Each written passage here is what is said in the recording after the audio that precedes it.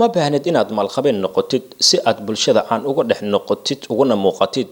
Slavic oo ah nin 55 jir oo miyir qaba isla markaana ku nool magaalada Lviv ee dalka Ukraine ayaa darbi jiif xarago badan ah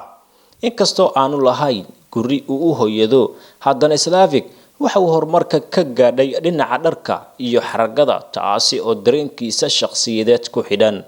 maalintii 2 jeer ayuu dhar kala duwan xidhaa galinka hore iyo galinka dambe weligii laguma arag dhar isku mid ah oo uu xidhan yahay labada galinba ama maalmo isku xiga muuqaalkiisa cajiibka ah ayaa soo jiitay sawir qaadaha Master Yurko Dashin isaguna dalkaasi u dhashay waxana uu ka qaaday 100 sawir oo kala duwan isagoo mid kasta ku siiyay 60 pence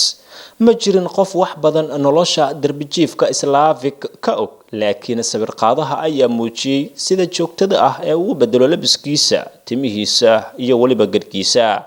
waxaana uu sheegay sawir qaade ninka in uu yahay darbi jiifka ugu xaragada badan caalamka aynu ku noolnahay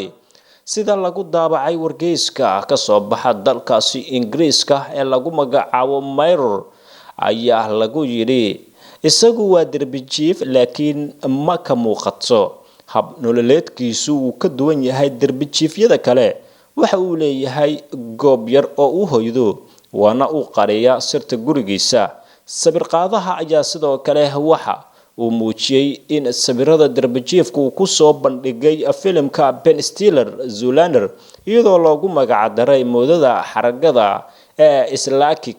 fashion Slavics laakiin sawir qaada Dashin weligii ma soo bandhigin halka uu Slavic ka helay dharka darbi jiifkani ee xaragada badan leh